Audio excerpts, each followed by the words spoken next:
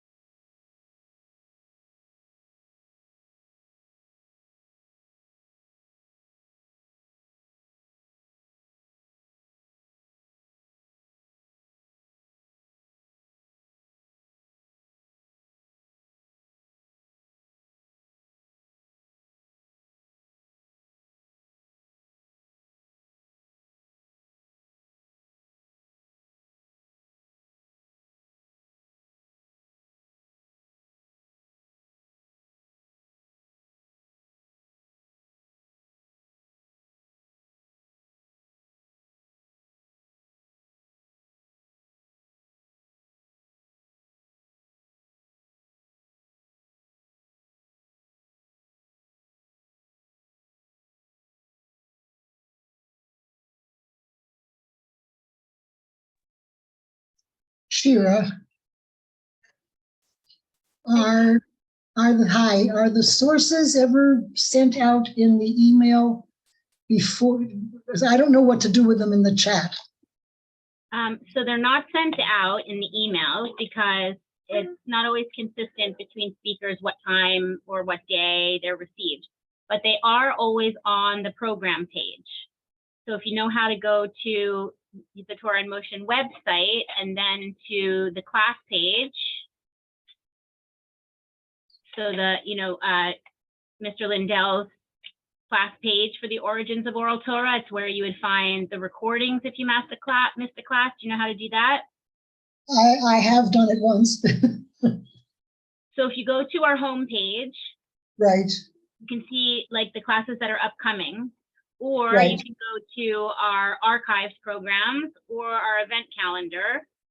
And if you just find the page that says Origins of Oral Torah, you can find that class page that shows everything that's happening. It'll show which dates, it'll show what's upcoming for the next class, but it will list all the source pages and all the past class recordings, both audio and video recordings. Okay, great. Thank you very much. So oftentimes it is there prior to class starting. So if you have a few minutes, like before you log on to Zoom, you could first go to the website, to the class page, and you could pull it up from there and then come on to Zoom. Okay, good. Okay. And do they stay up on the website after the class? They do. Yes, okay. They do. Mm-hmm. Lovely. Thank you. You can search by class on the website, and then you can even, once the course is finished, you can go Right. find that class page again, and the source sheets will remain there as well. Okay, very good. I'm hoping I can remember all of that since and if not, you're welcome to email me, and I can send you links, or I can explain it again. My pleasure. Okay, thank you, Shira. My pleasure. Hi, Yosef. How are you doing? I'm doing good. Thanks. Nice to see you. Nice. It's nice to see. I see a few post Lag BaOmer haircuts. I see some people cleaned up. Everyone looks very nice. I'm always happy when we get to that point in my house with my husband. You are now co-host, so you should be able to share your screen. Okay, great. And I have spotlighted you for everyone. Everyone should be able to change their view if they prefer a gallery view, but I do like to spotlight the speaker for the recording purposes. I see Marty got a haircut too.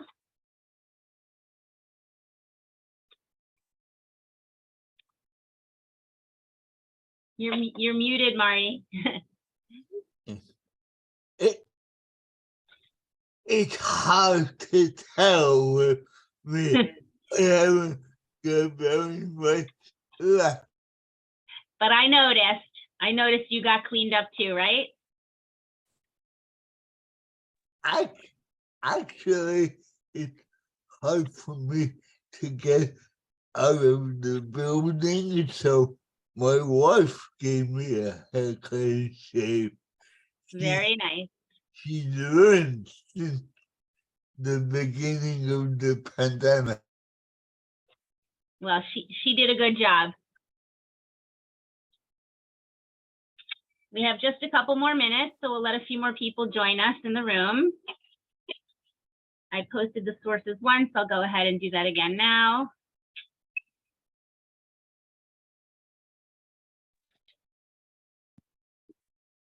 And as a reminder to those of you who are here early and on time for class, you are able to copy and post the sources again in the chat for any latecomers if I'm not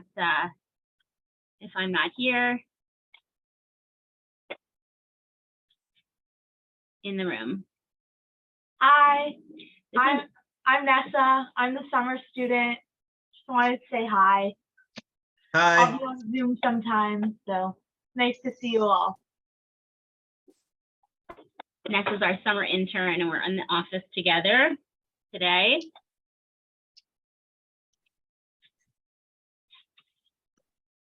Not sure if we have any more housekeeping announcements before we get started. How about you? Anything that you would like to add before we start today, Yosef? No, I don't think so.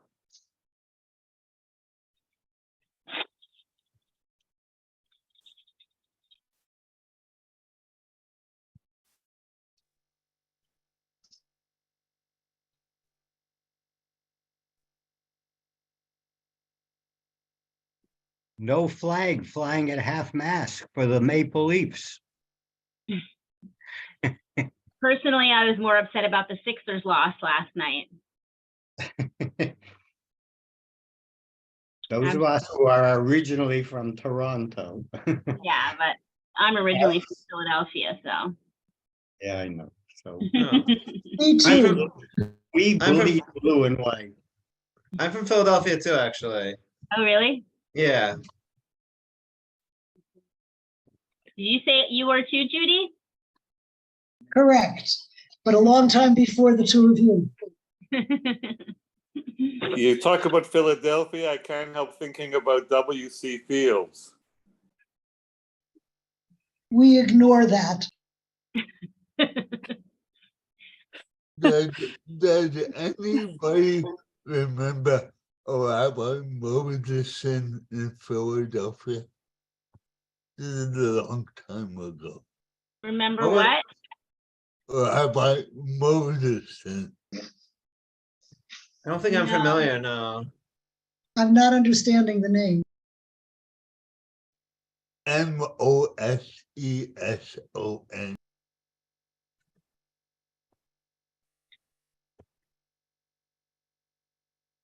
Was that in the city or in the suburbs? He was in a conservative school, but although he was an Orthodox rabbi in the Northeast. Hmm. Hmm. I had cousins in the Northeast, but I don't recognize the name. I'll have to ask my aunt maybe. Well, we have a nice group joining us, so I'll just welcome everybody here again. Thanks for coming back to the History of the Oral Torah with Yosef Lindell. We're so happy to have him here. It's been a wonderful class so far. I don't want to take any more time away from the session, so I'll go ahead and mute all the participants. And if everybody is willing and able, I know that it's so nice for Mr. Lindell to see your faces instead of black boxes. So if you can, please turn on your cameras. And with that, I'll mute all participants. You might need to unmute yourself to get started. And thanks to everybody for being here. Have a great class.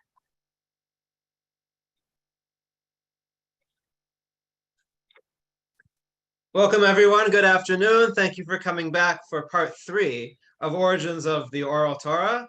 And I hope you've been enjoying the class thus far. Last time, we explored different views about the origins of machloket, or dispute, and how did that come to be? How did there come to be so much of it? We talked about the view of the Gaonim, that everything was given at Har Sinai, but the reason for a subsequent dispute was that either the students didn't learn from their teachers so well, or they forgot. We explored the Rambam's view, which was that really some things, many things were given at Har Sinai, but many things also developed later as products of drash, of rabbinic interpretation and extrapolation from the text of the Torah itself. We explored the Ramban's broad conception of rabbinic authority, and when we closed by looking at the Ritva and the Ran, the Rishonim, who felt that machloket was kind of built into revelation from the get-go. That revelation was multifaceted, and the rabbis, again, were given the authority to sort of choose among opinions as time went on. So there was some flexibility present there. This class, I want to shift gears a bit, and we're going to jump forward several hundred years in this historical survey, and we're going to get to the Enlightenment. And in the Enlightenment, there were new developments in how people thought about drash, rabbinic interpretation, and creativity, and there were some new problems that had to be addressed. And what I'm talking about is that the Enlightenment was all about reason. It was all about natural law. It was all about criticizing that which was received. And some of the criticism spilled over into things about the Torah itself. Sort of the big issue writ large sometimes was about people challenging, the divinity of the Torah itself. Was it really given to Moshe on Har Sinai at all? We're not going to talk about that. That's a whole other issue. But that became an issue in the 18th and 19th centuries. But what I do want to talk about is some criticism, particularly of Torah Shebaal Peh, or the oral Torah, that also happened during that time period. And what I want to start with was a Reform rabbi, Rabbi Abraham Geiger, who lived in the 19th century. He was an important figure in German Reform. And one of the things he was trying to do, which was something that other people were trying to do as well, he says, let's there's been a lot of rabbinic interpretation and opinions over the years. Let's try to sort of get down to what the essence of Judaism is. Let's strip away those layers, which he felt and others felt were extraneous, and let's try to figure out what is the core concern of Judaism. What is the ethical, moral center of the religion? And if we can figure that out, he says, we'll be a lot better off. And this was something that was very, as I said, was very popular at the time. So let me share my source sheet so we can see exactly what he says about rabbinic interpretation that will help frame our class going forward and see how Orthodox rabbis responded to his concerns.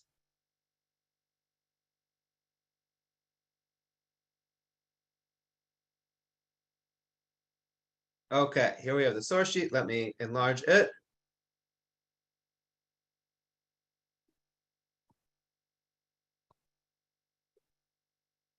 All right, there we go.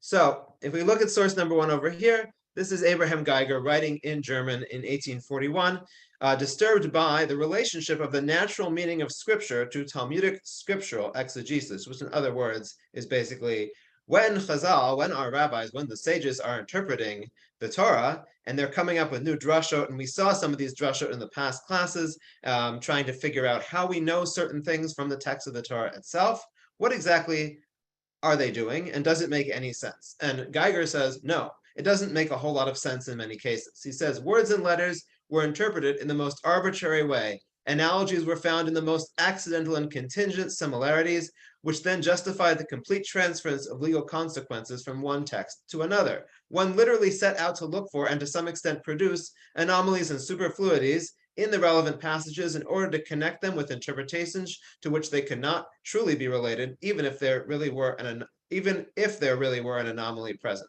So what Geiger is upset about is that sometimes it seems when the rabbis are darshaning, when the rabbis are interpreting the Torah, it's not that logical. It just doesn't make a whole lot of sense that this particular difference in wording or this particular extra letter would actually mean what the rabbis say it would mean. And I think there are,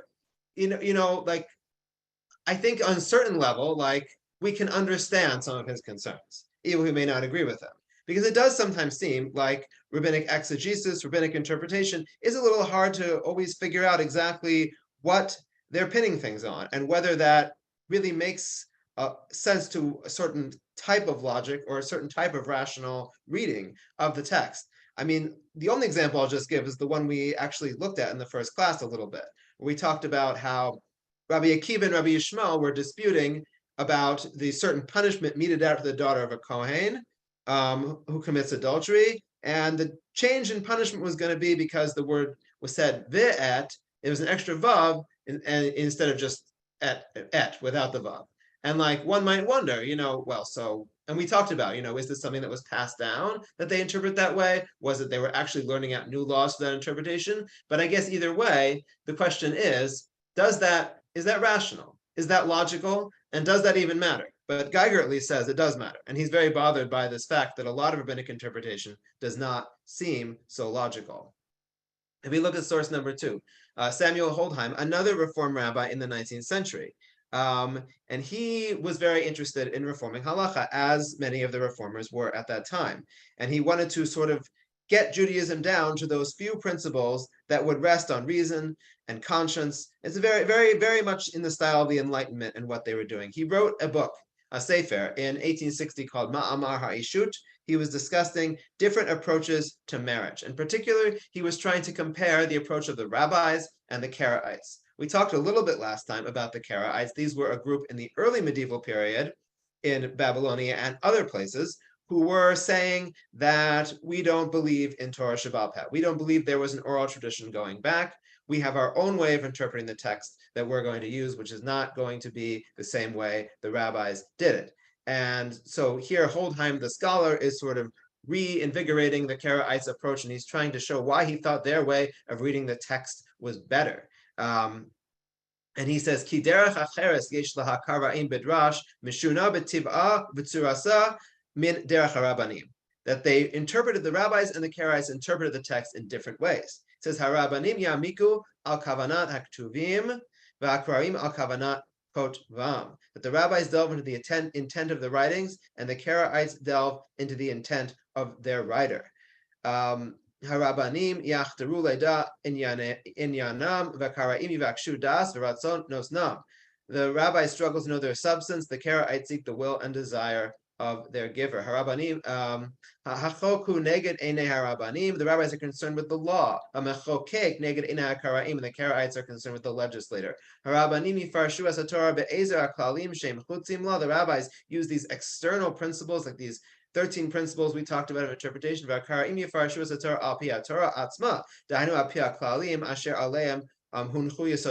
says the Karaites interpret the Torah through the Torah itself, with principles on which the Torah's fundamentals were based. So we're seeing a very similar concern by Holdheim to what Geiger said, that things are just not logical. He says this rabbinic interpretation is often based on external factors. It's also not completely clear what they're doing. He thinks it's I mean, this is a very radical claim. He thinks it's lacking a certain level of godliness, that they're not concerned enough with what God actually wanted, and that the rabbis are kind of interpreting on their own.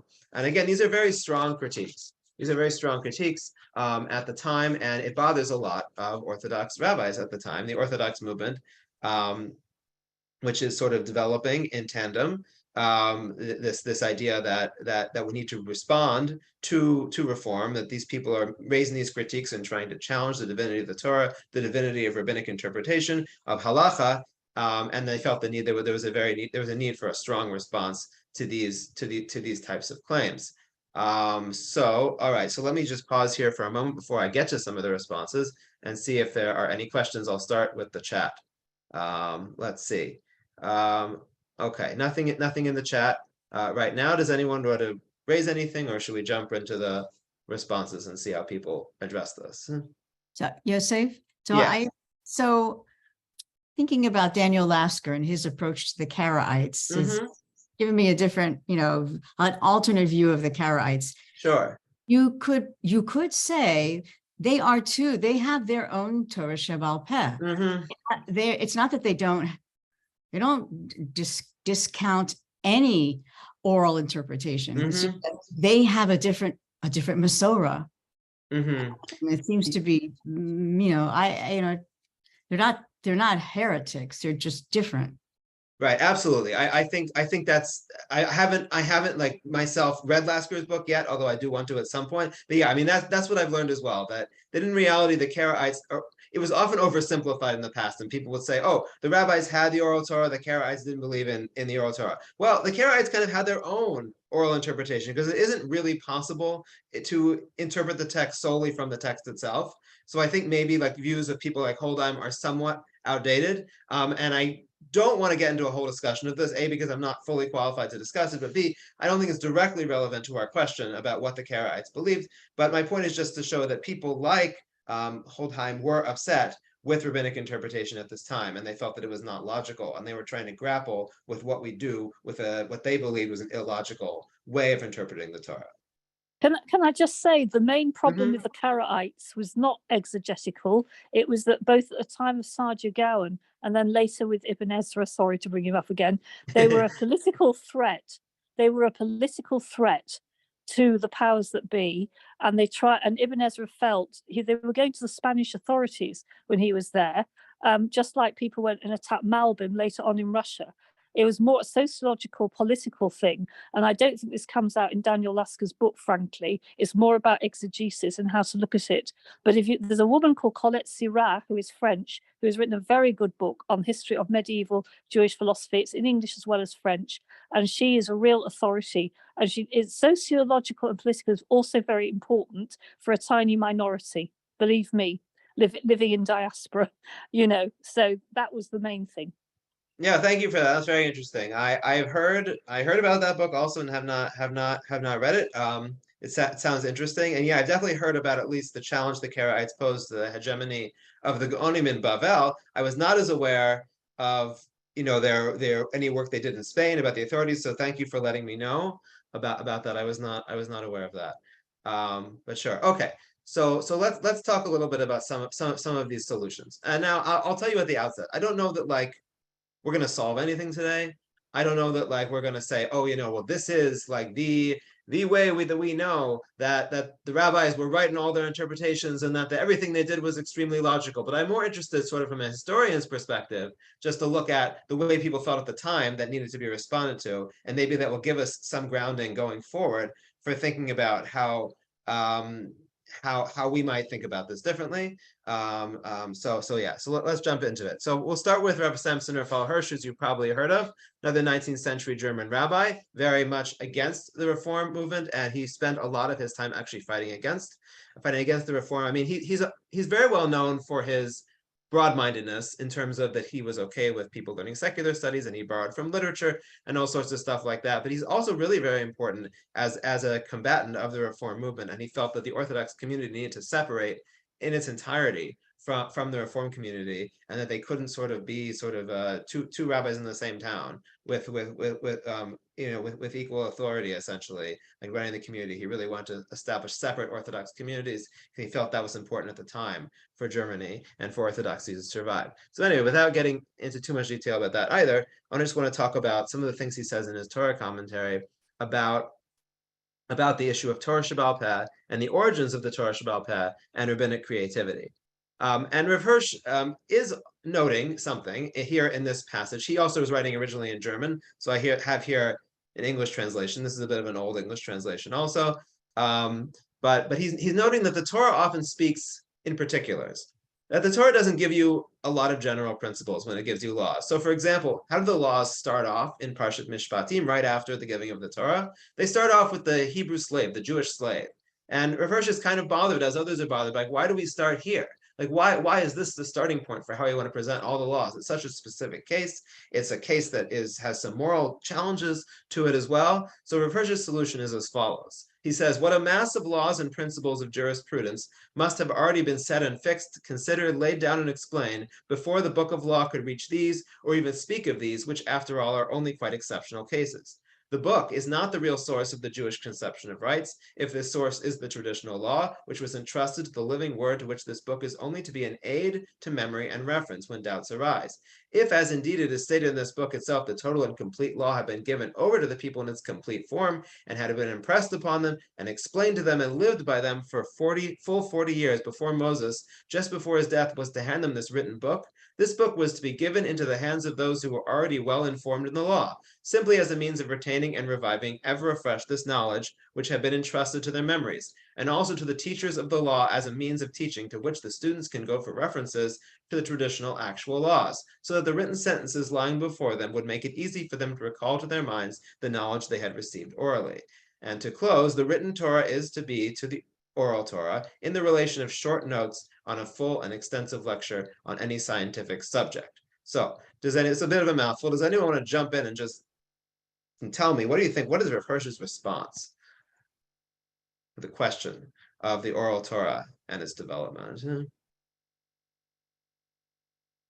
It would seem there's a diminishment of the written Torah in order to achieve his reconciliation. Sure. Yeah. It's secondary to the oral Torah. Secondary, right? Yeah. So I think Rav Hirsch is very interesting this way. So someone like Geiger will say, Drash is illogical, and Rav Hirsch will say, well, maybe, but that Drash is not as important, because as we kind of saw in the beginning with the position of the Gaonim, that everything was given at Har Sinai, and in fact, the Torah is almost, I don't want to call it secondary, but he's almost sounds like he's saying that the written Torah itself is not as important for the practice of Jewish law, at least, as the full oral Torah that they got at Har Sinai. It's almost like lecture notes. Like, you hear the main lecture, that's the Torah Shebaal Peh, that's the oral Torah. You write down the notes, that's the Torah Shebiksav. And I think in one way, this is a really good response, because he's basically saying that we don't have to worry so much about rabbinic interpretation. Why? Because no, there was a full code already given by God at Har Sinai. But one second, let me just finish this up. but on the other hand, I think this is very difficult, according to much of what we saw in previous classes.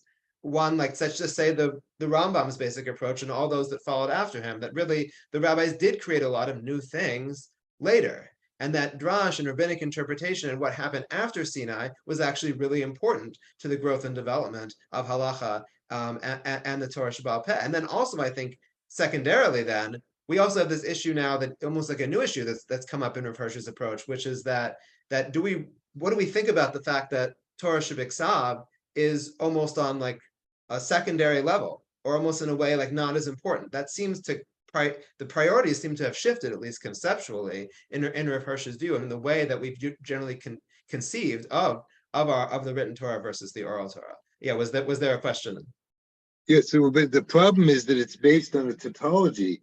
The idea is that it's based on a rabbinic teaching itself, that the oral Torah precedes the written Torah. So you have a kind of rabbinic interpretation that backs up a rabbinic interpretation. It's a bit of a tautology, actually. Okay, from a logical perspective. Okay, I hear that. That's a fair point. That's a fair point. I mean, on the other hand, when I presented this view to some people, they'll tell me that, oh no, this is just kind of this is not so strange. This is what we believe. I don't know, I agree with that necessarily, but like that we've all heard that, like, Torah Shebaal Peh, yeah, sure, Torah Shebaal Peh is very important. And in fact, the way we started this very series, I gave you that quote in the very first class from Rabbi Joseph Elias in the Jewish Observer, and he was essentially he was a student of Rav Hirsch. I mean, not directly, but he was from that German tradition that came through to Washington Heights, the Breuers in Washington Heights, where he was the member of the shul there, which really believed, I think, that very strongly in this approach that Torah Shebaal Peh is all encompassing and was handed down to Har Sinai. So I think Rav Hirsch has a strong traditional grounding, but I do think that because of some of the things we talked about last time, it can be a less satisfying approach to some of us. Yeah, and anyone else want to say anything about Rav Hirsch? Any other questions, comments? It seems to me that what he's saying is actually the drash, what we call rabbinic, is the reality, and the Torah is like the crib notes, the table of contents, effectively, which is expanded. That the expansion was what was actually given. Right. I think that's what he's saying. I mean, I don't know. I think, yeah, So not everyone agreed with Rav Hirsch, even within the very traditional camp, even among his contemporaries who were doing similar things to him. And that's why I want to bring up in source 4 over here the view of the Malbim of Meir Leibush ben Yechiel Michel Weiser. Malbim is actually an acronym for Meir Leibush ben Yechiel Michel, and he wrote a very important commentary on the Torah in the 19th century. He himself was a very interesting figure. He was also he was the rabbi in several different cities throughout his life, both in Eastern Europe and Western Europe. He was also combating reform and those tendencies similar to Rav Hirsch.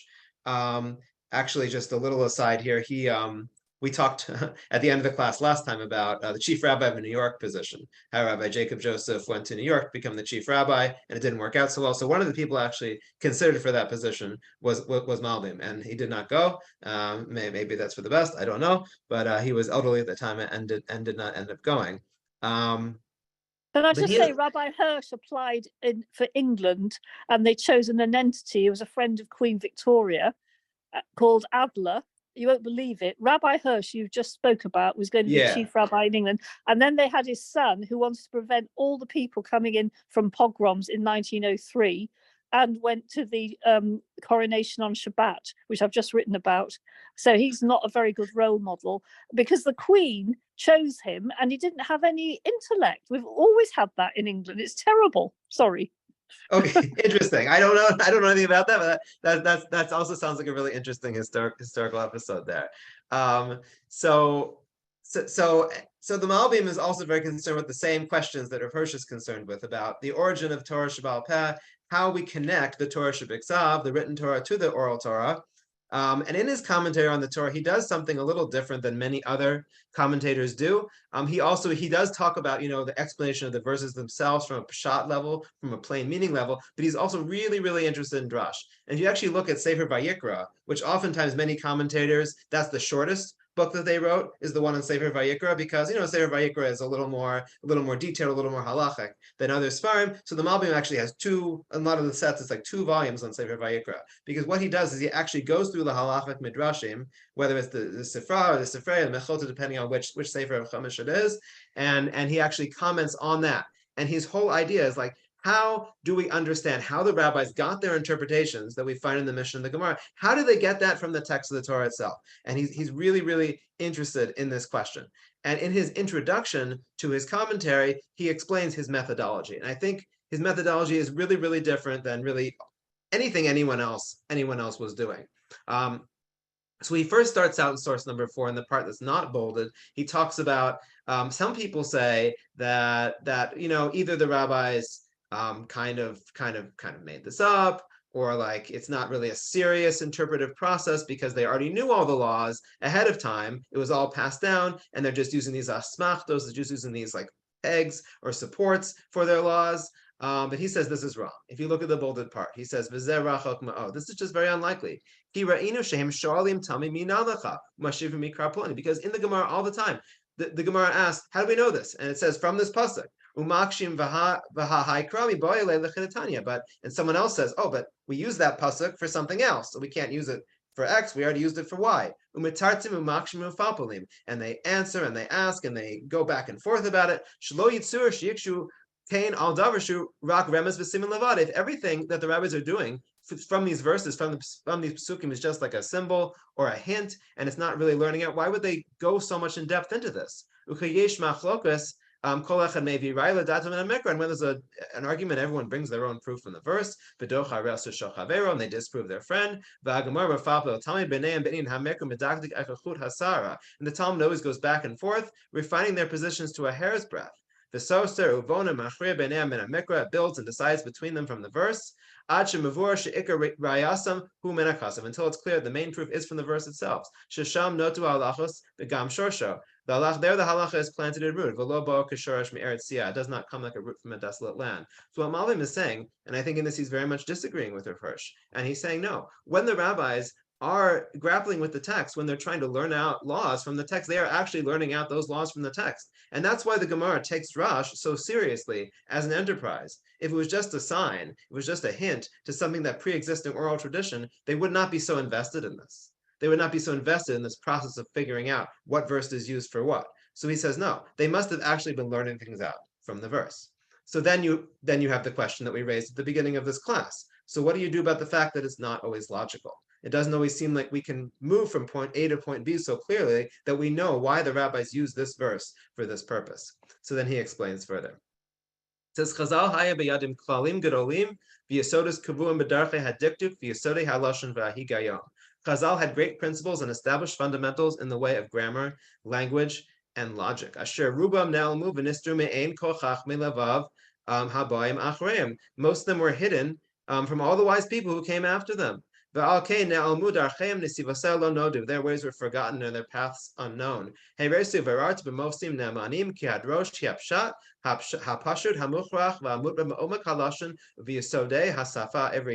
shown and clarified wondrously and reliably that the drash is a simple pshat that is evident and contained in the text of the fundamentals of the Hebrew language. Behold, the oral Torah is written explicitly in God's Torah. Okay, so anyone want to jump in here and tell me what is the Malbim saying and why? What is so novel and interesting about his approach?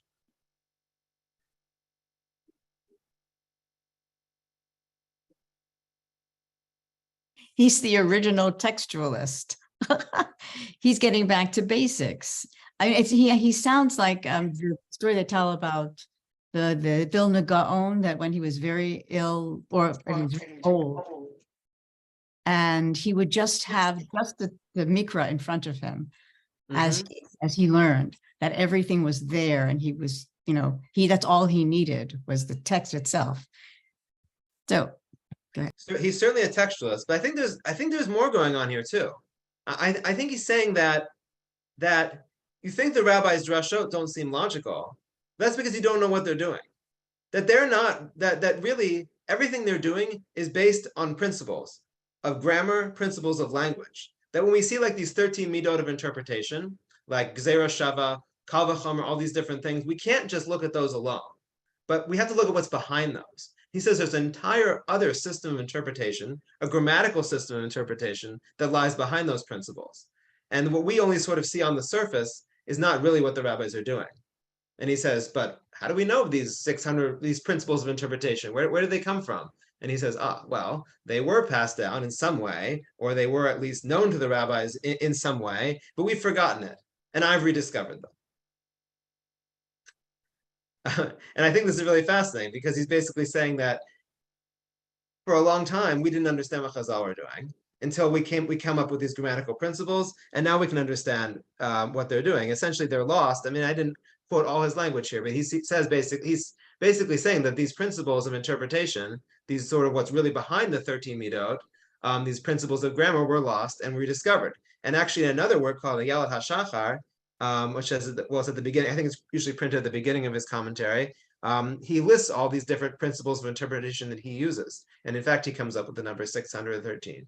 That just like the mitzvot in the Torah, there are 613 principles of grammar, principles of logic, and he uses these principles. And he goes throughout his commentary, going back and forth, trying to figure out how to apply each of these principles and how to show that really everything that Chazal did was logical. So I think in one way, this is incredibly clever. He's responding to someone like Geiger, and he's saying, you think that what Chazal are doing is not logical, but that's because you're sort of just looking at it at face value. You're not delving into it. You're not looking at all the grammatical principles, the principles of language and logic that underlie everything they were doing. On the other hand, I think one could just as easily say this is too clever, because how do we know that he's right about this? No one really said this before, that there were all these principles of interpretation that are underlying the actual 13 principles of interpretation, and that without them we can't understand the Torah. And so it's almost like he's pulling something new out of thin air in a way. He's not necessarily claiming, he doesn't have a good source for his claim that there were all these other principles of interpretation that Chazal were using. So I think that's like the pro and the con kind of the Malbim's view here. Let me see if there are any questions in the chat here. Okay, there's some discussion about the coronation. I'm not going to get into that right now. Feel free to talk about that later, though. And any other questions about Malbim or comments about Malbim's view or anything that's unclear?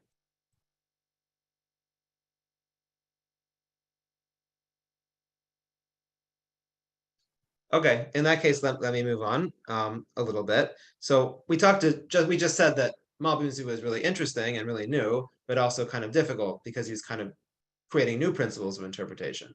And he was criticized for this as well by others. An interesting figure that criticized him was Rav Yitzchak Yaakov Reines. Rav Reines was a rabbi in Lida, which is in modern day Belarus, in the late 19th, early 20th century. He was important he's not super well known today, but he was important for a number of reasons. One is that he was a Zionist, a very traditional rabbi who was a Zionist. He started the Mizrahi Party within the Zionist Congress in 1902.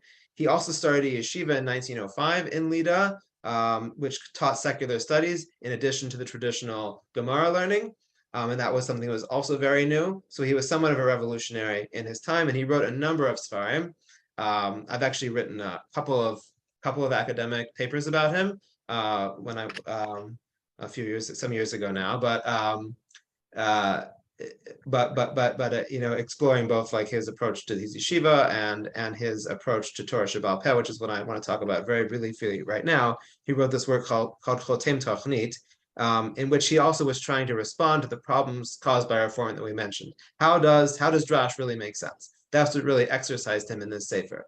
And the first thing he says is he's very bothered by the reform's approach, but he also criticizes Malbim. Now, he doesn't criticize Malbim by name, but it's very clear he's referring to his approach. He talks about a rabbi who says that who had all these grammatical rules. And he says he often invented these rules, though, and they often lack any logical foundation. He says grammatical principles are not always rational, but are rooted in the unique properties of each and every language And he said there was often no demonstration of the grammatical rule, except the very rabbinic statements that was being explained. And Rav Reines found that unacceptably circular.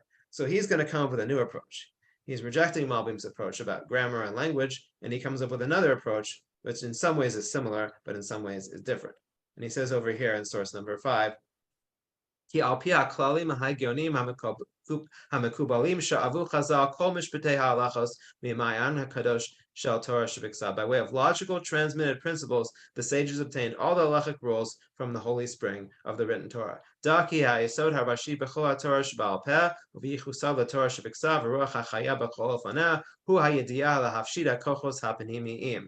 The cornerstone of the entire oral Torah and its relationship to the written Torah is the ability to determine the inner sustaining forces of a particular norm. And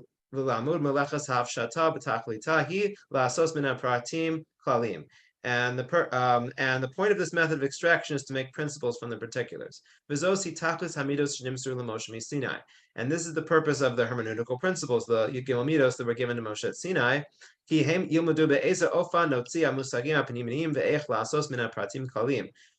They are to instruct in the ways of deriving these internal ideas and how to make principles from particulars. So it's a little hard to tell from this quote, and it's kind of a very complex book and a complex sefer that he's trying to do. And I'm not sure I can do his ideas justice in this format, or if I even fully understand everything he's getting at. But if we look at the Torah Shebiksav, we look at the written Torah, it deals with a lot of very specific cases. And he says that those specific cases, though, are often based on broader logical principles. And just like a judge might have a case before him, like say an American court or something like that, and the judge makes a very specific ruling in that case, but that case might then teach us an awful lot about other cases. Like there may be some principle that comes out of that case that can then be applied elsewhere. And Rav Reines is saying that the rabbis kind of are doing the same thing, that the Torah has these very specific cases, and the rabbis are moving things to a more general level, and trying to come up with logical principles that can be grounded in the text itself. You have a pasuk which seems to indicate one rule. That rule then can apply to other cases. So I think what he's saying is that when it comes to the Yud Gimel Midot, when it comes to these, they're not just, we can't take them at face value. So I think he's agreeing with Malbim on that there's something behind them.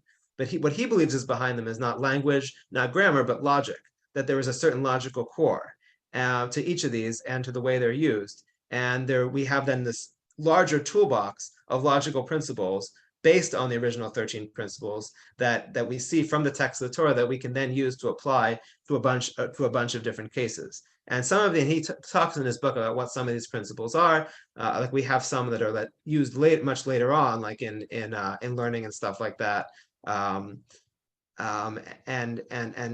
he tries to systematize to some extent the logic of the Torah Shebaal Peh.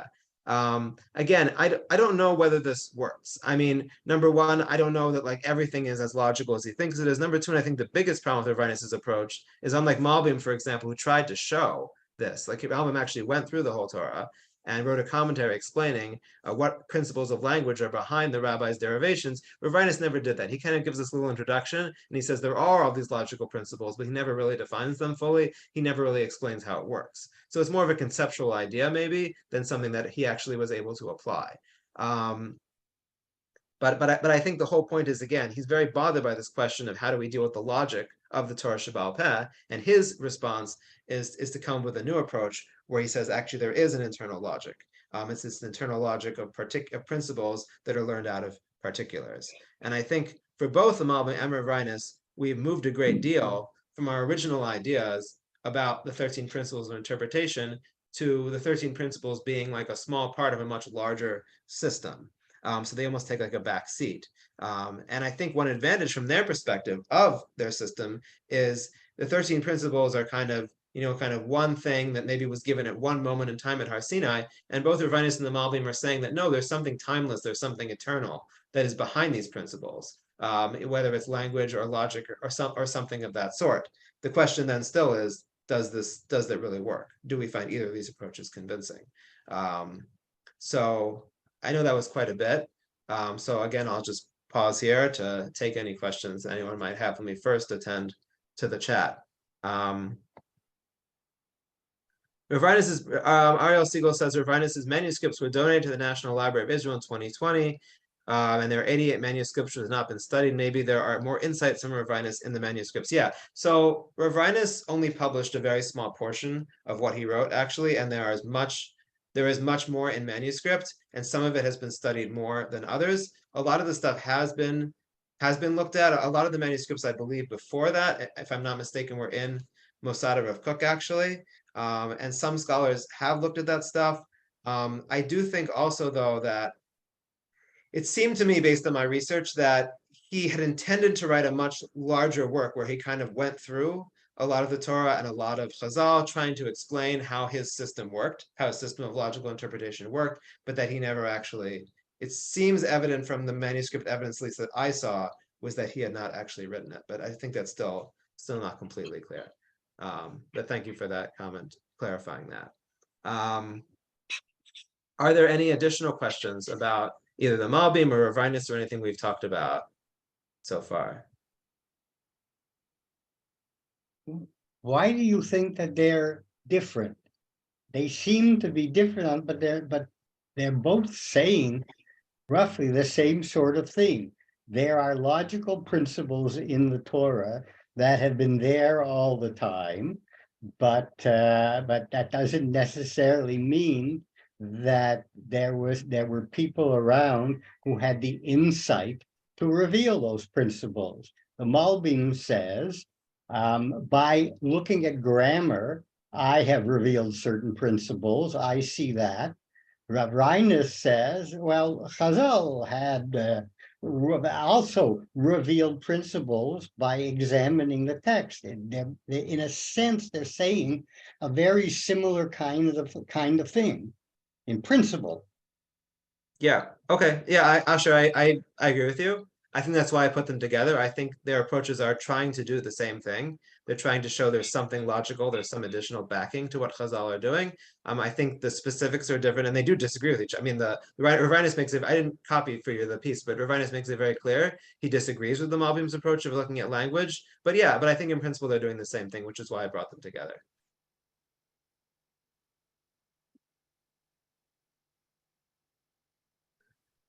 So I think what we've seen up until now, we can even based on what Asher just said, I think we can call them almost two different approaches if we want to look at a big gadol, a big picture kind of. That Rav Hirsch, in responding to Reform, doubles down and says, no, they're saying that Chazal learned all these illogical things out of the text. No, everything was given at Har Sinai. There was nothing to be learned, essentially. And Ravinus and the Malbim are saying, no, there was a lot to be learned, but it was very logical what they were doing. It was based on something much bigger. And I think what I want to explore in the last approach is another way of dealing with the question, and maybe not even as explicitly dealing with the question, which is to say that,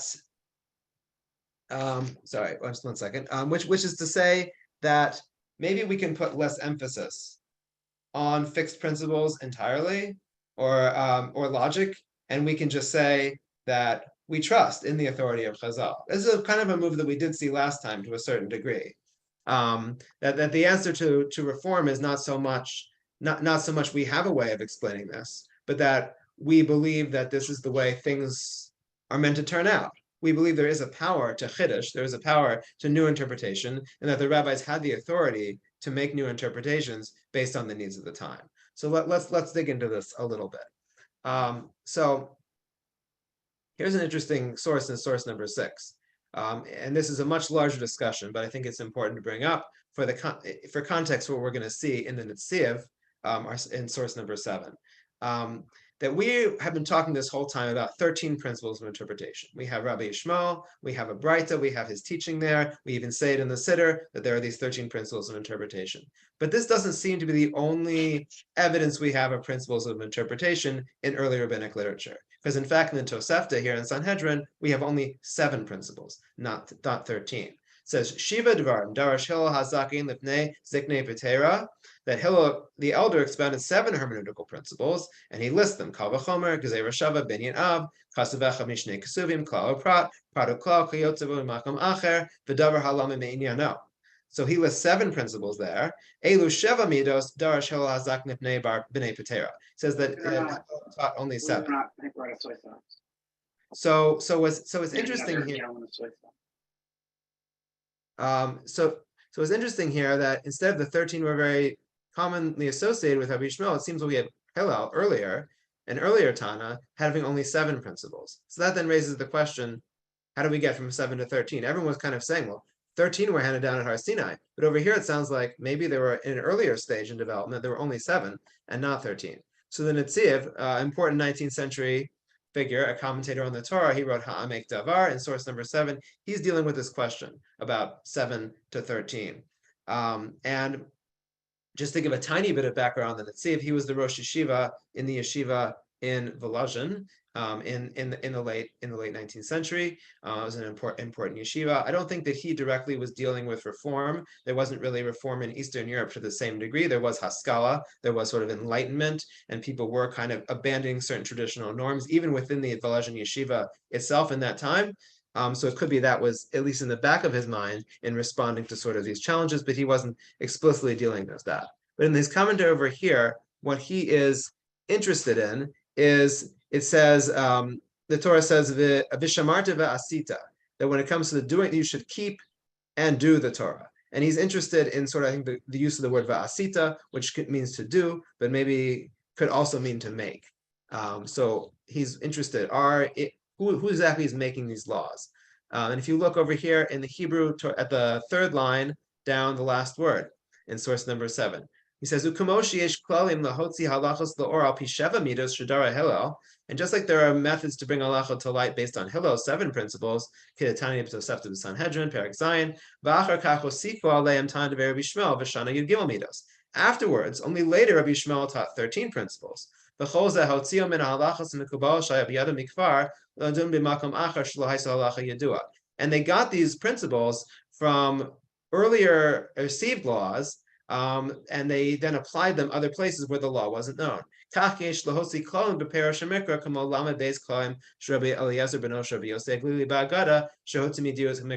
points out that after the 13 principles, there were in fact 32 principles. There's something called the 32 principles by which you interpret Agada, or the non-halachic parts of rabbinic literature.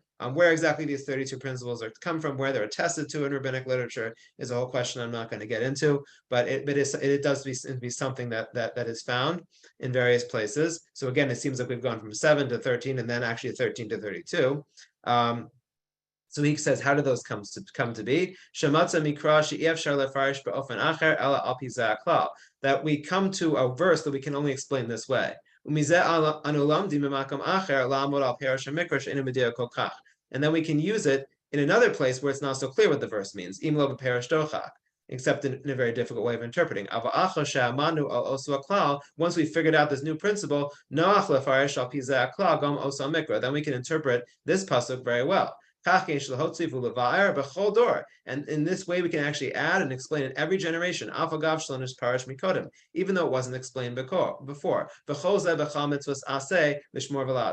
And this is all within the commandment that we can do, that we keep and we make.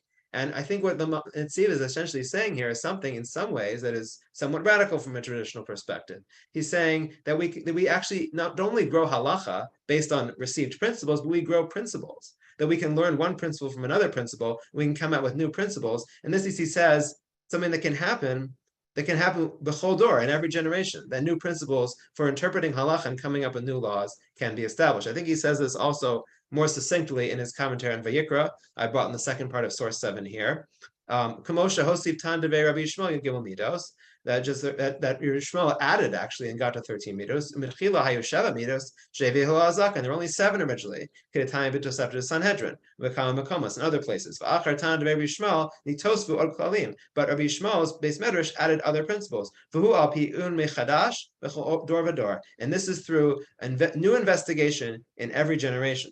So it seems like the Netziv is saying here is that the way to resolve the contradiction between 7 principles to 13 principles and maybe to 32 principles, to say, sure, that these were added to, that what was handed down at Har Sinai was maybe much smaller, a much smaller toolbox, and that over time, that Chazal not only had the authority to learn new laws from what the principles they received, but actually to create new principles based on what they had received. And he's acknowledging then that Chazal are quite creative. And I think that by focusing on the importance of the creative process, what he is downplaying received tradition, but at the same time, then he's upping the authority of the rabbis to do this. And he's saying that this and I don't think that Steve would ever say like the rabbis have gone wrong. I think he believed very much in the process and felt that the rabbis were doing based on what was handed down at Sinai and what should be done throughout the generations, but he saw it more flexibly and more creatively. So if we want to give a response, I know the Netziv isn't directly responding to reform, but if we want to give a response based on the Netziv, I think we would say that, yeah, okay, maybe Chazal's drashot don't always seem logical to us, but that's not the point. Chazal had the authority to interpret. That was something that was given to them and granted them in every generation going forward to come up with new laws based on the needs of the time. And we saw a little bit of this last time when we talked about Rav Yosef Albo in the 15th century in his Sefer HaIkarim. He was saying something somewhat similar. He was saying that there was a need for things to develop flexibly over time. But I think where the Netziv goes far is he's saying that there's a lot more flexibility and even principles of interpretation can be recreated over time. So again, that's quite a bit, maybe a little complex. So I just want to pause for a minute and give anyone a chance to ask anything or make any comments. You didn't mean recreated, you meant created. In other words, it's an iterative process. Yes. Each generation expands on the previous generation, thereby creating, as it were, new principles. Yeah, maybe I was speaking too fast. I meant to say creative. Yeah, and I agree. It's an iterative process. Yes.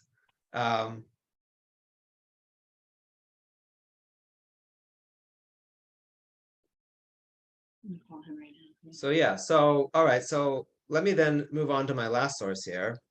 And this is Moshe Feinstein. Let me actually say just one more thing first. Actually, I also want to make clear I don't think that like the Netziv is saying that let's just do whatever we want. Kind of that in every generation, even now, we can just sort of keep rethinking the halachic system. I think that might be something the Reform in Germany were saying at that time, but I don't think he would agree with that. What I think he would say is that Chazal, at least in an earlier period, there was a certain flexibility. Maybe things have got somewhat less flexible, but I think he would still say that there is still a creative process going on, even if the dynamics of that process have changed, even if maybe some things have been set down and can't be changed at this point, but to a certain extent, that creative process still does continue. And I think what we see actually, Moshe Feinstein really did feel that way, that there was a certain ability for the creative process to continue, even in modern times. Because this is what he writes in his introduction to the Igrot Moshe, his Chuvot. So Moshe Feinstein was a very important posek in America in the 20th century, and his Shilos to Chuvos, Igrot Moshe, are a very, very important source for rabbis today in dealing with a lot of contemporary halachic questions. And in the beginning, in his introduction, he's dealing with the question of what gives me the right to do this? Why can't I keep writing new halachic ideas? And his answer that he essentially comes to is because that's what you do, that the Torah continues to grow and expand, even in modern times. And it's kind of an involved piece here, but he's dealing with the Gemara that we saw in the first class. One of the Gemaras we saw in the first class, the one in Menachos, about how Moshe Rabbeinu is going to Rabbi Akiva's class and he's not understanding what Rabbi Akiva is saying. But then eventually he's told that everything was really Misinai, even the things that he hadn't heard, even the things he hadn't learned, in some basic aspect are still connected to Har Sinai and are still a result of that process that started with Sinai. And what Rav Moshe is particularly interested in is, what about these crowns on the letters? Why do we need these crowns on the letters? Because that was a big part of that Gemara that was talking about how Rabbi Akiva was going to darshan, he was going to interpret these crowns. And he says over here, Avolafi Masha Kasafti, just in the middle of the first line there, that this language of crowns, what are the crowns? March 28th, Torah Motions tech guy said he wasn't available for this. That Hashem made the letters of the Torah like kings with crowns. Hanu sheyasa achacham yidama milsa lemilsa v'yivso kadin kifi avanoso tam osur shebetorah, that the later rabbis and sages are going to interpret the letters of the Torah. V'kishahaya machlokas yasu kifi avanos rov chachmei Torah. And even if they haven't gotten things right, they're going to be interpreting the Torah. Even if it's not what Hashem initially intended. That Kadosh Baruch Hu nasan es Torah liYisrael sheyasu k'fi she'avinu es hakasu v'es hamasor ba'al peh b'sinai l'fi havanasim v'yoser lo yifarish v'lo yachri Hashem yisparach b'dinai haTorah. That Hashem basically handed things over to the rabbis to understand according to their understanding, and they didn't explain everything. Because it's not in heaven. Shlo b'shamayim hi. Alahiski mitchila avanas uperish chachmei Torah v'nimsa sheosus Torah he malachim. And that rather God agreed initially to the explanation of the rabbis, and we find that the letters are like kings. Sheosin kafi ma shemashma me'atorah lechachmei Torah, that they kind of do what the rabbis want them to do. Afshu ulai lo hayazek havanas Hashem yisbarach, even though this wasn't Hashem's intent. V'zehu perush mima akev. And this is why when Moshe asked, who's holding you back from giving the Torah without the crowns? Moshe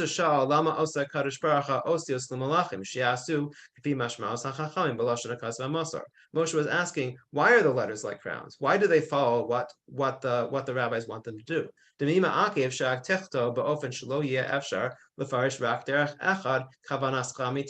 didn't you make them so they only have one meaning, one interpretation? Why do you make the letters like kings that they sometimes do not what God wanted?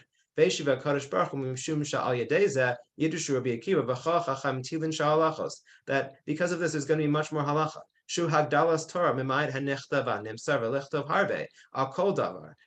That the Torah started out in a way small, but it grows and it grows. Because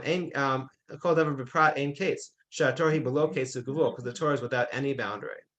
So I think what Ramosha is saying here is that he's celebrating the creative process. He was away for the day. Why you waited this long to figure out your AB? Sorry, I need to do some muting here. If I were you. Okay, so can you still hear me? Yeah. Okay. So I think what Ramosha is saying here is that there's something to be celebrated in this creative process. That when God handed over the Torah to the sages to interpret, that sometimes things might not turn out the way God even intended, but that nevertheless, that is the way God intended, because God intended the Torah to grow in every generation, and God intended there to halacha to be a creative process. And that's why he says he can continue to write new tshuvot and come up with new halacha because of that process that's built into the Torah from the start. And I think this is in some ways similar to what the Netziv was saying, that he's celebrating, that he's answering in a way those who might challenge halachic process and say it's not working out right and it's not logical by playing up the creativity that is inherent in the ability to interpret halacha anew and the authority of the rabbis to do that. And I think that and I think this is going to be a good foundation for our last class, because in our last class we're going to go back to some of the questions we raised in our first class about drawing a line between the times of Tanakh and the times of today. Because in our first class, we looked at things where it seemed like people were not following what was written in the Torah, or certainly not interpreting it in the way Chazal, our sages, interpreted it later. And we have to figure out how to deal with that. How do we deal with the fact that we don't see a lot of evidence of a Torah Shebaal Peh in Tanakh itself? And I think in addressing that question, we're really going to have to lean very heavily on some of these ideas about the importance of the creative process, and the creative process being built into the Sinaitic revelation, of it being part and parcel of that. So when we look in the next class at Rav Kook and Rav Tzadok Cohen of Lublin, they're going to say these things more explicitly about God's role in setting in place this process, which allows the Torah Shebaal Peh to develop. Okay, so thank you again, everyone, and let me address some final questions. Here's a question. Couldn't the reformers claim the same authority to be flexible in answer to the times? Yes, that's a really good point. And I think they could. And I think that's some of what makes this question such a difficult question. Because I think they could say that built into the Torah is this ability to be flexible. And I think to a certain point, the Orthodox would agree. The question is, where do you draw that line? And I don't know. You can probably draw that line in different places. I think for me, at least, I mean, I'm an Orthodox Jew. I do believe in this process. I do believe we we've gotten somewhere to a certain extent that we're supposed to be. But I think the reason it's a difficult question is because you can come up with different answers. But I do believe, in the authority of our sages and the way they've interpreted and the power of that tradition. But there can be perhaps different answers. But there's a difference between interpreting the tradition and throwing it away, which is, I think, the real difference between reform and authority. Okay, Marty brings up a good point also, which I think is important to highlight. That he says that there's a difference between interpreting that tradition and throwing it away. And I guess what you're saying is you feel reform was basically getting rid of too much. And I think that's certainly part of the consideration, is you have to kind of figure out how much to change in any given time. And certainly, I think, I'm Orthodox. I'm coming from that perspective. I think that, yeah, sure. I think reform is throwing away too much of the tradition at once. But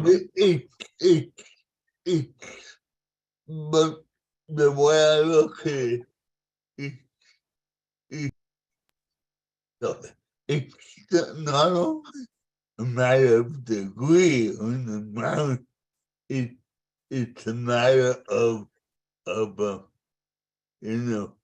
throwing away the process to saying that the Torah is not divine. Okay. It's for me, it's not. It's a theoretical question more than a question of, you've gone too far. If they want to go back and vote, I haven't done this in a long time.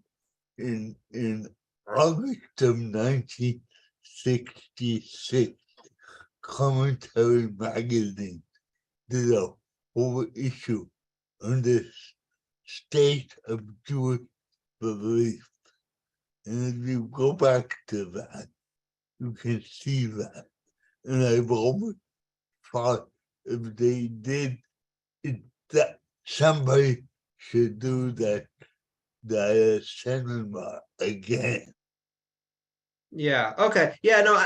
I think what you're saying is that to extent reform is also that there's a lot of other theological issues bound up in this, not just that they're going too far in a halachic perspective or with the halachic process, but that also the divinity of the Torah is being called into question. Yeah, sure. Those are all issues with that approach. And I think thank you for bringing that up. I do appreciate that.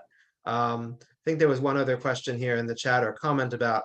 Yeah, Seymour says that's exactly what the conservative early rabbi said, that the process was creative and it could both conserve and create. Sure, I think that's what they were saying early on. I mean, this is like a really interesting issue and a really big issue though about how you draw those lines and how you figure out how to do it.